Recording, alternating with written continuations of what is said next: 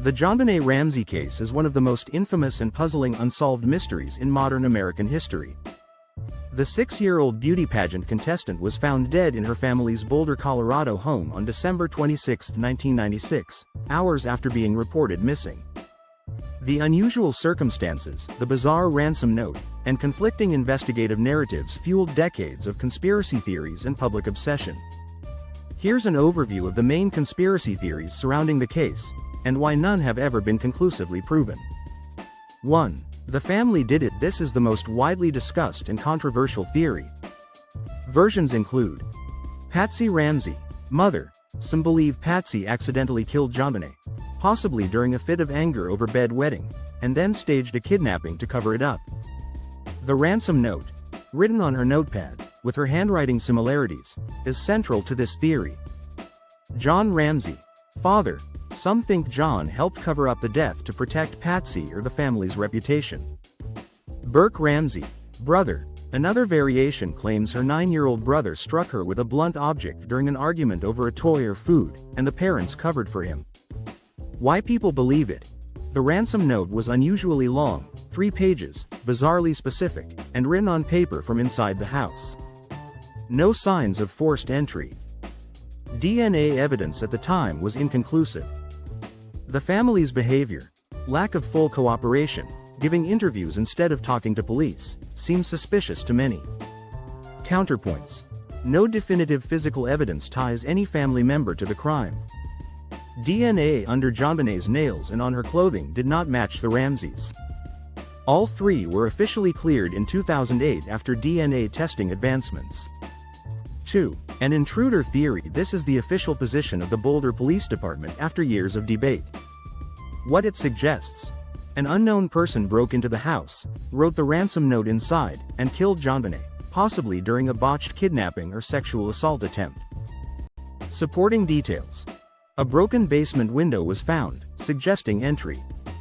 An unidentified male DNA profile was found on JonBenét's clothing. Unidentified footprints and a suitcase positioned near the basement window were discovered. Counterpoints. The ransom note's tone and phrasing, foreign faction, $118,000, seemed inconsistent with a random intruder. Spending so much time writing a lengthy note inside the house seemed risky. The pedophile network theory. Some conspiracy theorists claim JonBenét was targeted or exploited by a child pornography or elite pedophile ring, sometimes linking her pageant appearances to child exploitation circles. Supporting points. JonBenét's participation in pageants involved heavy makeup and adult-like costumes, which some critics claim may have attracted predators. There were reports of prior attempted child abductions in Boulder at the time. Counterpoints. No credible evidence of a network or organized group involvement has ever been found. The theory is often fueled by broader internet conspiracy movements like Pizzagate, without factual grounding.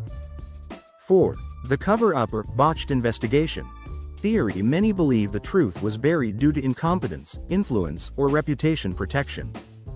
Claims include: the Ramseys' wealth and social status led authorities to treat them gently. Critical evidence was mishandled. The body was moved, the house wasn't sealed off immediately, and multiple people contaminated the crime scene. Political or police pressure may have shifted suspicion away from certain suspects or leads. Reality check. It's true the initial investigation was chaotic. The police allowed friends to roam the house before forensics arrived. However, there's no proof of intentional cover-up, more likely, severe procedural errors. 5. Other individuals, outside suspects. Several people have confessed or been suspected over the years. John Mark Carr, 2006. A schoolteacher who falsely confessed to killing JonBenét. DNA tests disproved his claim. Gary Oliva, a convicted pedophile living nearby, found with photos of JonBenét. He remains a person of interest for some. Unknown intruders. The unidentified DNA still fuels belief in an outside perpetrator. Why the case persists in popular culture. Unresolved mystery. Despite decades of investigation, no one has been charged. Media obsession. The story mixes wealth, beauty, child innocence, and horror, a perfect storm for media sensationalism. Psychological intrigue. People project different narratives depending on their biases, family guilt, systemic corruption, or hidden evil.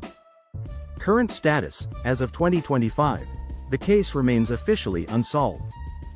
DNA evidence has been retested multiple times with advancing technology, and in 2023-2024, there were reports of potential new genealogical testing efforts, similar to those that identified the Golden State Killer, but no public updates have confirmed a breakthrough. Would you like me to write a theory-by-theory analysis, breaking down the psychological logic, evidence strength, and plausibility of each one, like a detective's comparative evaluation? That would give you a sharper, investigative-style summary of what's credible versus what's purely conspiracy. Let's dive into a theory-by-theory analysis of the JonBenét Ramsey case, evaluating each major hypothesis from an investigative reasoning standpoint: plausibility, psychological motive, forensic alignment, and logical consistency. Theory 1. The family did it. 1.1 Patsy Ramsey, mother, claim. Patsy accidentally killed JonBenét, possibly over bedwetting or discipline, and staged a kidnapping to cover it up. Evidence and logic. Ransom note, written on her notepad, using her pen. Handwriting similarities noted by some experts, though not conclusive. Tone. Long, emotional, detailed, 3 pages, inconsistent with a real kidnapper's behavior. Behavior. Patsy's public demeanor, dramatic, defensive, was perceived as rehearsed or performative. Psychological profile. A high society, perfectionist mother possibly prone to control and emotional stress. If an accidental death occurred, she might have panicked, fearing the social and legal fallout. Weak points. No trace evidence, DNA, fibers, blood, connects Patsy to the act of strangulation or sexual assault. The crime's brutality and sexual nature conflict with an impulsive parental cover-up theory. Verdict. Partially plausible as a psychological and behavioral theory, but unsupported by physical evidence. 1.2 Burke Ramsey, brother, claim. Burke hit JonBenét, accidentally or in anger, and the parents covered it up. Evidence and logic. The head injury was consistent with a blunt force trauma, possibly from a flashlight. JonBenét's partially eaten pineapple matched the bowl on the kitchen table with Burke's fingerprints. Burke's demeanor in later interviews was unsettling to many, seeming detached or oddly cheerful. Psychological profile. A young child's jealousy, rivalry, or impulsive reaction is conceivable. Parental cover-up for a 9-year-old would be consistent with parental protection instincts. Weak points. The garrote, strangulation marks, and staged ransom note go beyond a child's capability or comprehension. DNA from an unknown adult male was found, inconsistent with this theory. Verdict. Emotionally plausible but forensically improbable. Would require extraordinary sophistication for a family to stage everything so convincingly. 1.3 John Ramsey, father, claim. John killed or helped cover up his daughter's death. Evidence and logic. The ransom demanded $118,000, his exact bonus amount that year. He found the body himself, in a basement room police hadn't searched properly, raising suspicion. His composed demeanor and fast engagement of lawyers, publicists fed suspicion. Weak points. No direct forensic link. The note and staging complexity suggest more emotional panic than calculated malice. DNA evidence points away from him. Verdict. Highly speculative, lacks motive and evidence. Theory 2. The intruder theory claim. A stranger broke in, sexually assaulted, and killed JonBenét, writing the ransom note inside the home. Evidence and logic. Forensic. Unidentified male DNA on JonBenét's underwear and leggings. Entry point. Basement window possibly broken from the outside. Suitcase. Found under the window, suggesting someone climbed in or tried to use it to escape. Sexual elements. Ligature marks and possible sexual assault indicators suggest a predatory element inconsistent with family conflict. Psychological profile. Fits a sexual predator or obsessive voyeur archetype, opportunistic, possibly familiar with the house or neighborhood. Weak points. The ransom note's time and detail are inconsistent with an intruder's risk profile. Why write a 3-page note after committing a crime inside the house? No signs of ransacking or theft. Most forensic scientists find it hard to reconcile both the note and the intruder scenario without multiple perpetrators. Verdict: forensically the strongest, due to the DNA evidence, but logically strained by the ransom note behavior. Theory 3. Pedophile network, organized exploitation claim. JonBenét was targeted by a larger pedophile ring connected to child pageants or wealthy social circles. Evidence and logic. Her pageant photos and public exposure could have attracted predators. The ransom notes, foreign faction, phrasing has led some to interpret international or organized involvement. Weak points. No concrete ties to any network, group, or individual from such circles. The crime occurred inside a private home, no evidence of prior stalking or external coordination. This theory is often fueled by internet mythologies, similar to Pizzagate, not by case files. Verdict: conspiracy-driven, not evidence-based. Lacks any credible factual foundation. Theory 4. Police or political cover-up claim. The case was mishandled or deliberately softened to protect the Ramseys or certain suspects. Evidence and logic. Early investigation chaos. Family friends roamed the scene. Body was moved before forensics. Contamination rampant. Boulder police and district attorneys' offices clashed publicly for years, each accusing the other of obstruction or bias. The Ramseys' wealth and status might have influenced leniency. Psychological profile. Institutional embarrassment is real, not necessarily a cover-up, but bureaucratic damage control. Weak points. No evidence of intentional suppression or political orders. Mistakes stemmed from incompetence and inexperience rather than conspiracy. Verdict: highly plausible as procedural failure, but not as organized cover-up. Theory 5. Other individual perpetrators. 5.1 John Mark Carr claim. Self-confessed killer, 2006. Evidence: none. His DNA didn't match, timeline inconsistent. Later revealed to be an attention-seeking fantasist. Verdict: false confession. 5.2 Gary Oliva claim. Local sex offender with fixation on JonBenét. Evidence: lived near the Ramseys. Admitted to police he hurt a little girl named JonBenét, possessed photos of her. Weak points. DNA didn't match. His mental instability and vague statements lacked corroboration. Verdict: plausible behavioral profile, weak physical evidence. Comparative assessment. When analyzing the competing theories in the JonBenét Ramsey case, each offers fragments of truth but none provide a complete explanation. The intruder theory aligns best with the available forensic evidence, particularly the unidentified male DNA, while the family theories make stronger sense of behavioral inconsistencies and the strange, emotional ransom note. The Burke cover-up scenario fits a plausible psychological motive rooted in panic and protection but fails under forensic scrutiny. In contrast, the organized pedophile ring and government cover-up narratives rely more on conjecture than factual grounding. What remains most credible is that the investigation suffered from procedural failure rather than conspiracy, and that the most coherent explanation may blend both perspectives. An intruder with some familiarity to the home committed the assault, and the family's subsequent behavior, marked by confusion, fear, and self-protection, created the appearance of guilt. This hybrid interpretation remains the most balanced and psychologically realistic understanding of the case.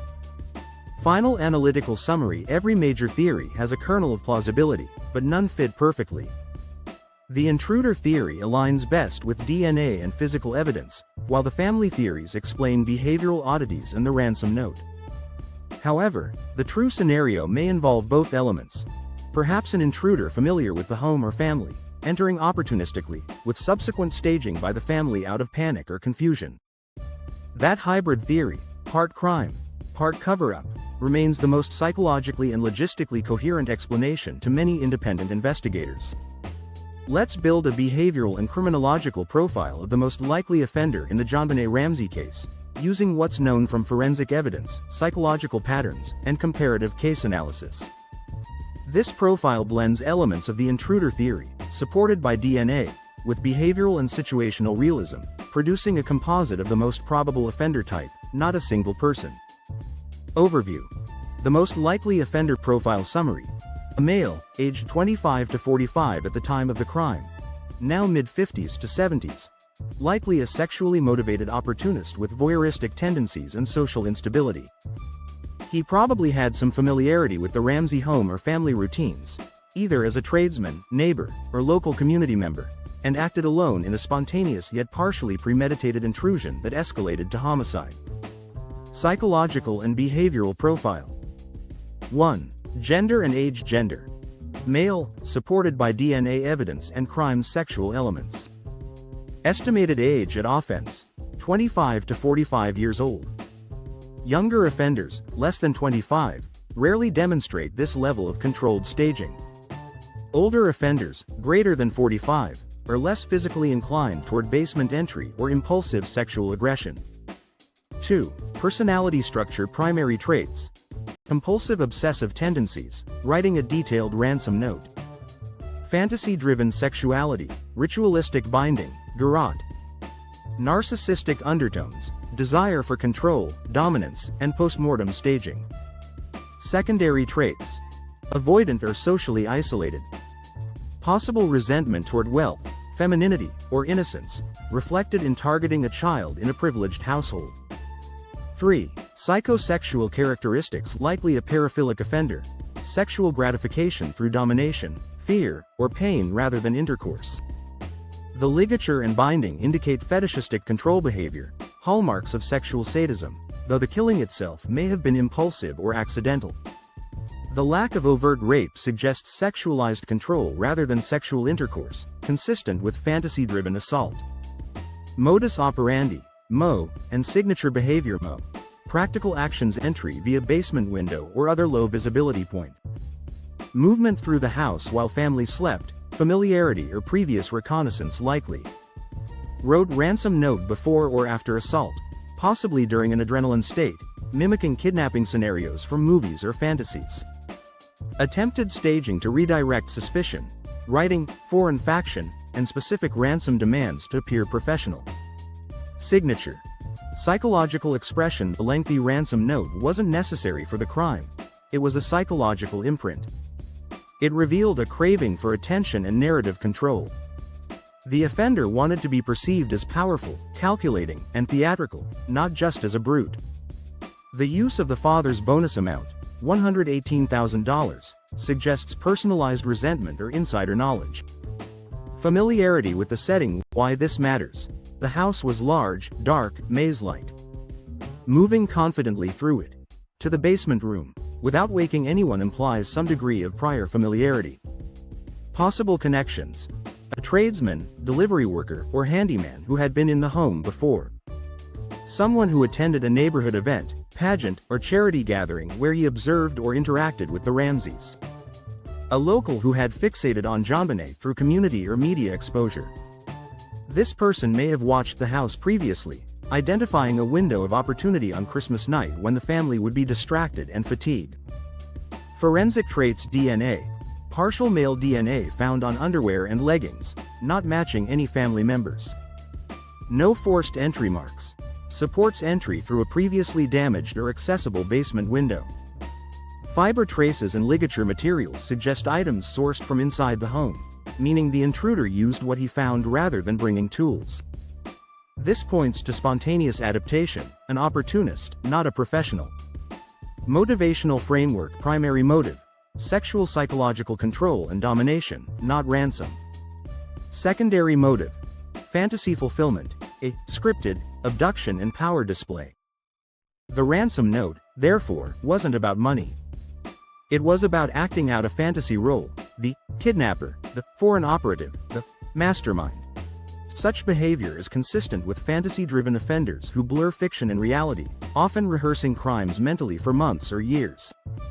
Likely background indicators. Criminal record. Possibly minor offenses, peeping, trespassing, burglary, indecent exposure, but no major convictions. Occupation. Blue-collar, transient, or irregular work, electrician, handyman, delivery driver, or seasonal laborer. Education. Average or below average. Enough literacy to mimic ransom note language but not enough to sustain linguistic coherence. Residence. within 1 to 3 miles of the Ramsey home at the time, enabling observation without suspicion. Social status. Isolated, few stable relationships, perhaps living alone or with relatives. Psychological state. Long-standing resentment, sexual frustration, and fixation on purity or beauty. JonBenét symbolized unattainable perfection. Post-crime behavior. After the crime, such an offender would likely follow the case obsessively, rewatching coverage for self-validation. Experience alternating euphoria, power fantasy, and fear, exposure anxiety. Possibly move away soon after or reoffend in a different region in lesser forms. Voyeurism, breaking and entering, or child exploitation. He may have confessed to acquaintances in abstract terms, expressing knowledge of the case but masking it as speculation. Most likely offender archetype: a male, mid-30s, socially isolated local with prior voyeuristic behavior, opportunistic criminal tendencies, and deep fantasy life centered on control and domination. He likely had prior, brief exposure to the Ramsey household or environment, selected the victim symbolically, and acted alone. The ransom note represents his psychological performance, blending power, fantasy, and delusion, not rational extortion. Investigative implications. If the case were reopened with advanced forensic genealogy and behavioral linkage analysis, investigators should focus on men from the Boulder area, 1995 to 1997, with histories of peeping, burglary, or sexual trespass. Obsession with child beauty pageants or media-linked crimes. Sudden relocation shortly after the murder. Cross-checking genealogical DNA from the partial male profile with national offender registries. In the end, the JonBenét Ramsey case stands as a chilling reminder of how mystery, tragedy, and human imperfection can intertwine. Nearly 3 decades later, the questions remain, not just about who committed the crime, but about how fear, media frenzy, and investigative failures shaped the narrative. Whether it was a hidden intruder, a moment of panic within the family, or a stranger whose name was never known, the truth lies buried beneath years of speculation and silence. What endures is the hope that advancing forensic science and renewed determination may one day uncover what really happened to JonBenét, and finally bring justice and peace to her memory.